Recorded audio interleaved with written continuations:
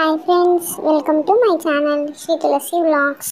Last వీడియోలో అయితే నేను చెన్నై నుండి ఇంటికి ఎలా వెళ్ళాను అని అయితే చూపించాను కదా. అండ్ ఈ వీడియోలో ఏంటంటే నేను అత్తమ్మ వాళ్ళ దగ్గర నుండి మా కోటప్పకొండ చాలా దగ్గర అండి. సో అక్కడికైతే మా మామయ్య నేను అయితే వెళ్ళాము. వీడియో అయితే కంప్లీట్గా ఎక్కడ స్కిప్ చేయకుండా అయితే చూడండి. సో ఇదంతా నైట్ వ్యూ చూడండి. ప్రభలు అయితే ఎంత బాగున్నాయో, కలర్ఫుల్గా ఫుల్ లైటింగ్స్తో అయితే ఉన్నాయి. సో అందుకని అయితే ప్రభలన్నీ అయితే పిక్స్ అయితే తీసుకున్నాను. సో అవి అయితే పిక్స్ నైట్ అయితే మాకు వెళ్ళడానికి పాసిబుల్ అవ్వలేదండి. ఇవి మా ఫ్రెండ్స్ అయితే సెండ్ చేశారు. సో అందుకని ఇవైతే అప్లోడ్ చేస్తున్నాను. నైట్ వ్యూ అయితే చాలా బాగుంటుంది. మామయ్య ఒక్కరే కాబట్టి సో నన్ను అయితే తీసుకువెళ్ళలేకపోయారు. డాన్సులతో పాటలతో ఫుల్ అయితే నైట్ అంతా ఎంజాయ్ చేస్తూనే ఉంటారు. ఆల్మోస్ట్ నైట్ శివరాత్రి రోజు నైట్ జాగారం అయితే చేస్తారు కదా. ఉండగలిగే వాళ్ళు మాత్రం అక్కడ కోటప్పకొండలోనే నైట్ అంతా ఇది చూసుకుంటూ ఎంజాయ్ చేసుకుంటూ అయితే ఉంటారు దేవుని సన్నిధిలో. ఉండలేని వాళ్ళు మాత్రం ఇంటికైతే వెళ్ళిపోతారు. ఇంత తొందరగా వెళ్దాం అనుకున్నా నైట్ ఆ ట్రాఫిక్లో మాత్రం ఇంటికి మాత్రం వెళ్ళలేమండి. చూడండి, ఒక్కొక్క ప్రభ చుట్టూ ఎంతెంతమంది జనాలు ఉన్నారో. అండ్ ఇక్కడ పాటలు చూడండి, ఆ డ్యాన్సులు మామూలుగా ఉండదు అసలుకి.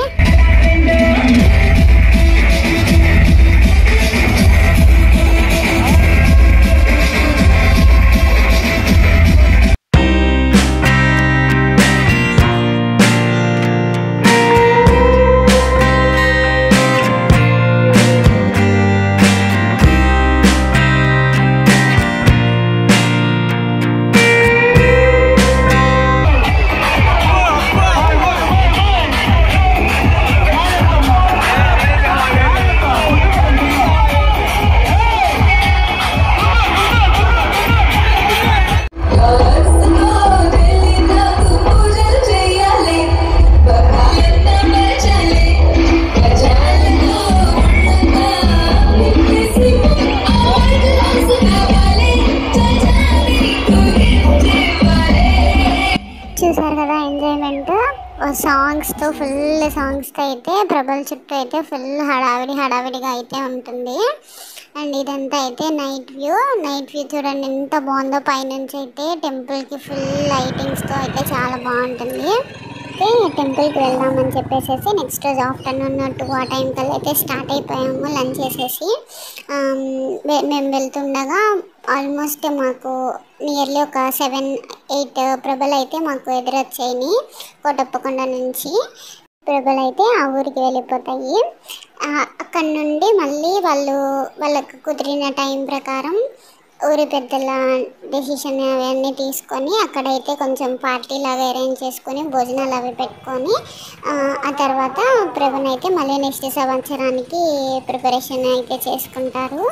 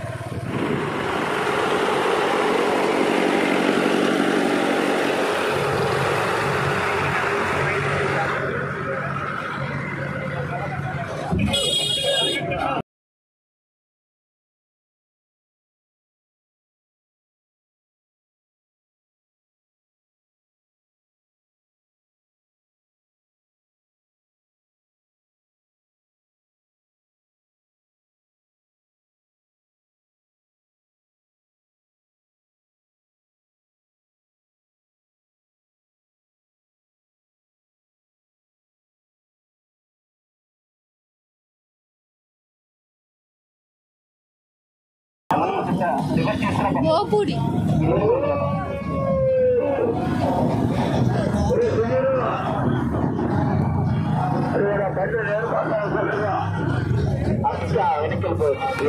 అలా ఒక్క నిమిషం ఈ ఆట తర్వాత నాకు చెప్పుకుని పోతుంది. ఓకే, హర హర మహాదేవ శంభో శంకర. టెంపుల్ దగ్గరికి అయితే రీచ్ అయిపోయాము. మాకు దర్శనం అయితే హాఫ్ అన్ అవర్ పట్టింది. నైట్ వచ్చి ఉంటే కనుక మాకు ఆల్మోస్ట్ అసలు మేము వెళ్ళే వాళ్ళం కూడా కాదు, ఫుల్ జనాలు అయితే ఉంటారు. ఇప్పుడు కూడా చాలామంది ఉన్నారు, కానీ దర్శనం అయితే కొంచెం ఫాస్ట్గానే అయింది. నిన్న నైట్తో కంపేర్ చేసుకుంటే ఇప్పుడైతే కొంచెం ఎర్లీగానే అయిపోయినట్టుంది దర్శనం. కొంతమందికి కోటప్ప కొండ తెలిసి ఉండొచ్చు, అండ్ అలాగే శివరాత్రి ప్రత్యేకంగా జరిగే అక్కడ తిరునాళ్ళ గురించి కూడా చుట్టుపక్కల ఊళ్ళో వాళ్ళందరికీ బాగా తెలిసి ఉండొచ్చు. అయితే తెలియని వాళ్ళకి ఈ కథ పురాణం అంటే చెప్తానండి. ఇది కూడా నాకు మా మామయ్య అయితే చెప్పారు. నేను ఫస్ట్ టైం అయితే చూస్తున్నాను, వింటున్నాను కూడా. నాకు తెలిసిందైతే నేను చెప్తున్నాను. గుడి యొక్క విశిష్టత ఏంటి అంటే అసలు శివయ్య ఇక్కడ ఎలా ఉద్భవించారు అనే మొత్తం అయితే చెప్తాను. మన భారతదేశంలోనే వన్ ఆఫ్ ద బిగ్గెస్ట్ తిరునాళ్ళండి ఇది. మన తెలుగు రాష్ట్రాల్లో సమ్మక్క సారక్క తర్వాత బిగ్గెస్ట్ జాతర అంటే ఇదేనండి. లక్షల్లో వస్తారు భక్తులు.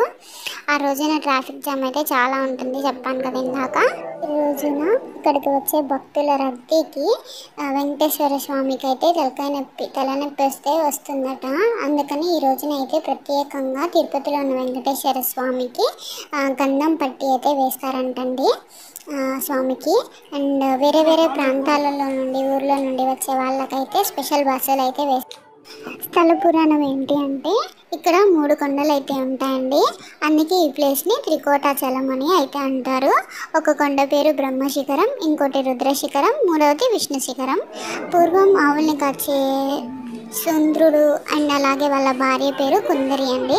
వాళ్ళకి ఆనందవల్లి అనే ఒక అమ్మాయి అయితే పుడుతుంది. ఆ అమ్మాయి పుట్టిన తర్వాత వాళ్ళు చాలా ధనవంతులు అయితే అవుతారు. ఆనందవల్లి శివునికి అయితే చాలా భక్తురాళ్ళు, శివుని అయితే నిష్ఠగా పూజిస్తూ ఉంటుంది. ఫస్ట్ రుద్రశిఖరం మీద బొచ్చు కోటయ్య స్వామి అయితే గుడి ఉండేదంటండి. ఆ టెంపుల్లో శివుణ్ణి ప్రార్థిస్తూ ఉండేది తను. ఆ అమ్మాయి అయితే చాలా భగవంతుని ధ్యానంలోనే ఉండిపోతుంది ఎప్పుడు. సరే అనేసి ఆ స్వామి అయితే ప్రత్యక్షమయ్యి గర్భం వచ్చేలా అయితే చేస్తారంటండి.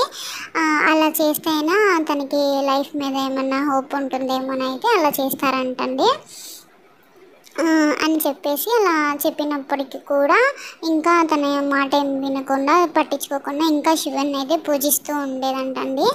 అయితే మళ్ళీ దేవుడు ప్రత్యక్షమయ్యి నువ్వు గర్భవతిగా ఉన్నావు కదా, రోజు కింద నుండి పై వరకు ఎక్కి రావాలి అంటే నీకు కూడా చాలా కష్టంగా ఉంటుంది. పూజ చేసుకోవడానికి వీలుగా నేనైతే నీ ఇంటి వరకు వస్తాను అని చెప్పి అయితే ఆ అమ్మాయి వెనుకనైతే వస్తారు. తనైతే దానికి సరే అని ఒప్పుకుంటుంది.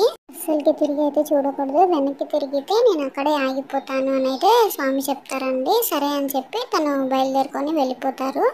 అంటే రుద్రకొండ నుండి బ్రహ్మకొండ వరకు వచ్చిన తర్వాత పెద్ద పెద్ద శబ్దాలు అయితే వినిపిస్తూ ఉంటాయి. వినిపించగానే తనైతే వెనక్కి తిరిగి చూస్తారు. చూసినప్పుడు శివయ్య అయితే అక్కడే ఇంకా ఆగిపోయి అక్కడ నుండి స్వామి గుహలోకి వెళ్ళిపోయి త్రికోటేశ్వర స్వామి కింద లింగంగా అయితే మారిపోతారంటండి. అప్పటి నుండి కూడా కొత్త కోటేశ్వర కొండ అనే పేరుతో అయితే ఇక్కడ పిలుస్తూ ఉంటారు. ఇక్కడ ప్రత్యేకంగా అయితే శివునికి అరిసెలను అయితే నైవేద్యంగా పెడతారండి. నేనైతే ఏ టెంపుల్లో కూడా చూడలేదు అరిసెల్ని నైవేద్యంగా అయితే పెట్టడం. ఇక్కడ మాత్రం అయితే ఇది ప్రత్యేక ప్రసాదము. నేను కూడా అయితే తీసుకున్నాను. స్వామి ఉన్నారు కదా, అక్కడికైతే వెళ్తున్నప్పుడు అయితే నాకు అక్కడ కోతులు ఉన్నాయి బాగా. సో అదైతే నా కాలు వరకు వచ్చేసింది. ఆల్మోస్ట్ నాకైతే 102 కొట్టుకుంది. సో అదైతే నా కాలు అయితే పట్టేసుకుంది ఫుల్గా. కాకపోతే అక్కడ ఎవరో పెద్దవాళ్ళు ఉన్నారు, సో అరవడంతో అదైతే వెళ్ళిపోయింది. నేను ఇంకక్కడి నుంచి అయితే వీడియో కూడా తీయలేదు, అందుకని అయితే ఇక్కడ బ్లర్ అయిపోయింది. సో ఇదండి కంప్లీట్ వీడియో. ఈ వీడియో కనుక నచ్చితే please like, share and comment. Please do subscribe for more videos. Thank you.